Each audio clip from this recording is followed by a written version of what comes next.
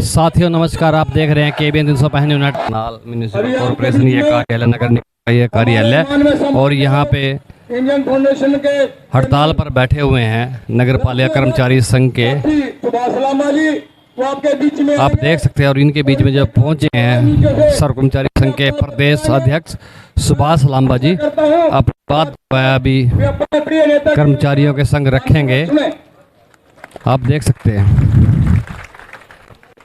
आदरणीय अध्यक्ष जी, सबसे पहले तो मैं आपकी इस हड़ताल को 19 तारीख से हड़ताल शुरू हुई है और पूरे प्रदेश की जो रिपोर्ट हमारे पास आ रही है, जो 16 दिन की हड़ताल हमने की थी उससे कहीं बड़ी हड़ताल ये है। 40,000 से ज़्यादा कर्मचारी हड़ताल पर हैं।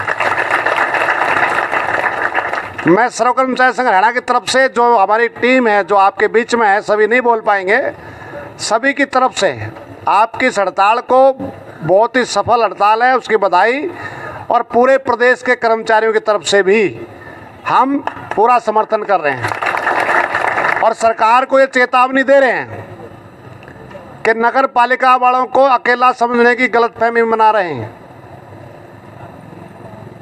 ऐसमा लगा रहे हो तुम, ये विजय शर्मा और पीछे हमारे फायर वाले साथी कुछ बैठे हैं, आपको कमजोर कड़ी ये लगते हैं। एसेंशियल सर्विसेज ऐसमा किस पर लगता है? एसेंशियल सर्विसेज जरूरी सेवाएं, जरूरी सेवाओं में कच्चा कर्मचारी लगता है क्या? आपने कच्चे कर्मचारी कैसे लगा रखे हैं? पक्के क्यों नहीं कर रहे? इसलिए ऐसमा लगाने की धमकी देना बंद करे सरकार, नौकरी से निकालने देने की धमकी बंद करे सरकार। बहुत लंबे समय से मैं सरकार को और तुम्हें याद कराना चाहता हूं, ये जो फौज आपकी फौज है, ये कभी आराम करके बैरक में जाकर आराम नहीं करती, बॉर्डर पर ही लड़ती है।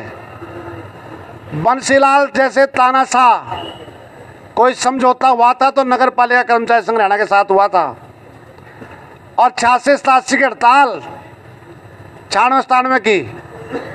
अरे जितनी देश की आज़ादी की लड़ाई में हमारी महिलाएं जेल में नहीं गई, उससे ज़्यादा हमारी बहादुर बहनें जेल में गई थी।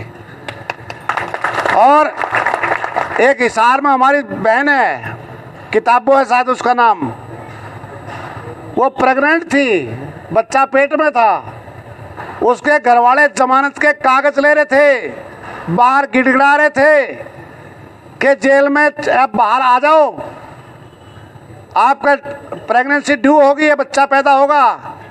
तो उसने क्या कहा मालूम है? उसने ये कहा कि मेरी हड़ताल है यूनियन की और मेरे साथी टर्मिनेट हो चुके हैं, मैं जब तक जेल से वापस नहीं आऊंगी जब तक सम्मानजनक समझौता ना और सारी मांगे मान ली जाएंगी। और उसने जेल के अंदर ही बच्चे को जन्म दिया। आपका वो इतिहास है। इसलिए हम कह रहे हैं आपकी मांग क्या है? देखो गजब की बात है, वाराणसी में प्राइम मिनिस्टर प्रधानमंत्री मोदी जी वाल्मीकियों के पैर धोते हैं। यहाँ भी वाल्मीकि जयंती पर सारे वाल्मीकि समाज के जो ये तितर बता रहे थे सारे इकट्ठे कर रखे थे। अरे क्या मांग रहे हैं? 16 दिन की हड़ताल करके ये ठेका हटवाया था, अगला चरण क्या था? नौकरी पक्की होगी, यही था ना? फायर से ठेका हटा, अगली नौकरी पक्की की बात थी, क्या कर दिया? अब हरियाणा कौशल रोजगार निगम बना दिया, एक से पिंडा छूटा दूसरे मोड़ चले गए। वो क्या है कौशल रोजगार निगम? उसमें लिख रखा है कभी भी कर्मचारी पक्का होने का दावा नहीं कर सकता, लिख रखा है, ये मैं नहीं बोल रहा। समान काम समान वेतन नहीं कर सकते, वेतन बढ़ोतरी का दावा नहीं कर सकते, तो वो कौन सी कौशल रोजगार निगम है? इसलिए हम बोल रहे हैं हड़ताल में जो प्रमुख मुद्दा है कि चाहे डोर टू डोर वाले हैं और चाहे किसी भी काम के हमारे चाहे क्लरिकल कैडर है, चाहे सफाई कर्मचारी है, चाहे शिविर का कर्मचारी है, बीच में से ठेकेदार को हटाओ। और आप ये जो सामने दफ्तर है, ये किसका दफ्तर है? अरे नगर निगम का दफ्तर होगा ना। फिर हम इस नगर निगम के कर्मचारी हैं, हमने कौशल रोजगार निगम में क्यों भेज रहे हो?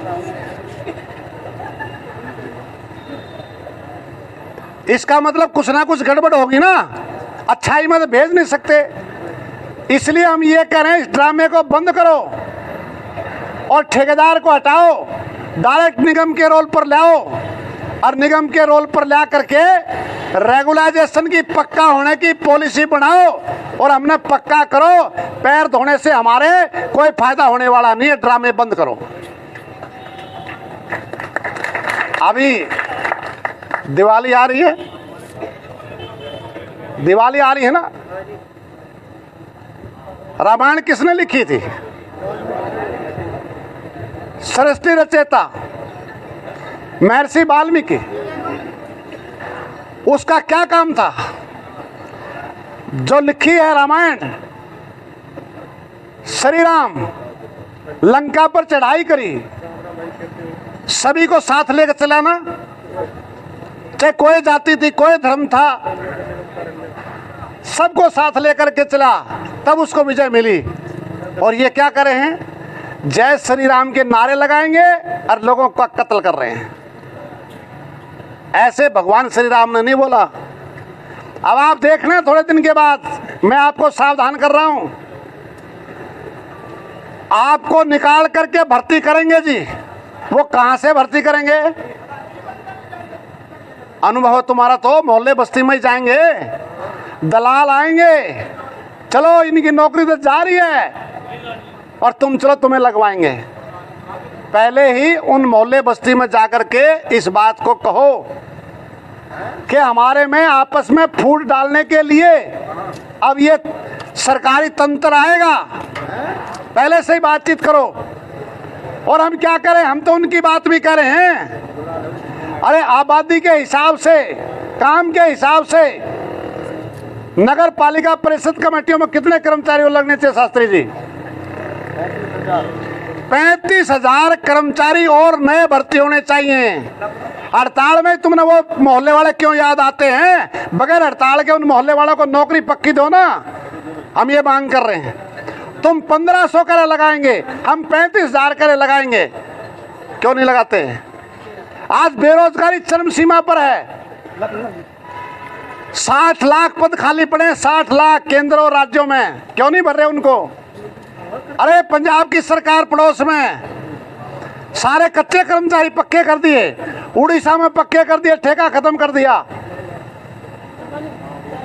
और आप केवल ये सरकार है जिसने कोई रेगुलेशन की पॉलिसी नहीं बनाई। क्यों नहीं बनाते भाई?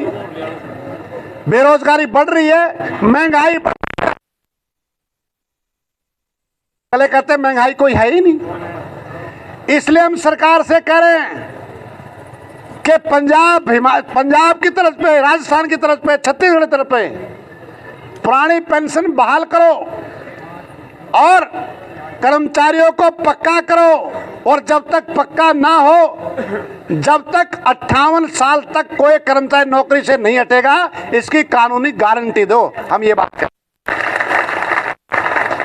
और आंदोलन कर रहे हैं लोग, शिक्षा को बेच रहे हैं, उसके खिलाफ वहां मोर्चा डटा है। जो वहां के नेता हैं, राष्ट्रद्रोह का मुकदमा दर्ज कर दिया कि तू राज के खिलाफ लोगों को भड़का रहे हो। हमारे जो पशुपालन के लीडर हैं, 4 को सस्पेंड कर दिया। मैकेनिकल वर्कर यूनियन मोर्चा लगा रही है, आप सुनवाई नहीं कर रहे। चीफ सेक्रेटरी हरियाणा की लिखित में पत्र है कि 3 महीने के बाद सर्व कर्मचारी संघ से संबंधित यूनियनों के साथ बैठक होगी, उसकी धज्जी उड़ाई जा रही है, कोई सुनवाई नहीं है। इसलिए भाई चीफ सेक्रेटरी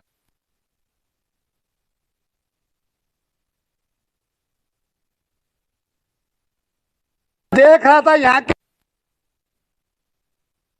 को पिताजी कह रही थी, मालूम नहीं लेकिन बलात्कारी और कातिल को, हत्या को जो कोर्ट में दोषी साबित हो गया, वो डेरा झूठे सौदे वाला, उसको कहती पिताजी आशीर्वाद रखो। बताओ, विधानसभा का डिप्टी स्पीकर वो उनसे आशीर्वाद मांग रहा है और वो अब जेल से छोड़ दिया। चुनाव है पंचायतों के, आदमपुर का चुनाव है और वो प्रवचन दे रहा है ऑनलाइन प्रवचन दे रहा है। और मेयर साहब और इसका पूरे ये जो हमारे डिप्टी स्पीकर वो उनसे आशीर्वाद ले रहे हैं। क्या मैसेज आ रहा है? अरे बलात्कारियों से, हत्यारों से आशीर्वाद लेने का क्या मैसेज देना चाहते हो? और इतना ही नहीं है, 15 अगस्त को प्रधानमंत्री भाषण दे रहे थे, महिलाओं के सम्मान की बात कर रहे थे। 2 घंटे बाद बिल्किस बानो 2002 में उसके साथ रेप हुआ, उसकी सास मार दी, 3 साल की बच्ची को ऐसे दीवार के पटक पटक के मार दिया। 11 लोगों को आजीवन सजा हुई। 15 अगस्त को जब प्राइम मिनिस्टर लाल किले से भाषण दे रहे थे, नारी के सम्मान की बात कर रहे थे, उन 11 दरिंदों को जेल से छोड़ दिया और बताया नहीं, कहा कि गुजरात की सरकार ने अच्छे आचरण के हिसाब से छोड़ दिया होगा। अब परसों पोल खुली है, सुप्रीम कोर्ट में एफिडेविट दिया है कि केंद्रीय गृह मंत्रालय, अमित शाह जी के मंत्रालय ने परमिशन दी कि इनको छोड़ दो। और इतनी बात नहीं हुई, जेल से छूट करके आते हैं, माला पहनाई जाती है कि ये बड़े संस्कारी लोग हैं। अरे तुम्हारी संस्कृति में बलात्कारी, हत्यारे संस्कारी बन गए क्या? ये क्या हो रहा है इस देश में? और हम मांग करते हैं कच्चे को पक्का कर दो। क्या कहते हैं? पक्का करने से तनख्वाह बढ़ जाएगी, पेंशन देनी पड़ेगी, सरकार के पास पैसा नहीं है। अरे पैसा कहाँ चला गया?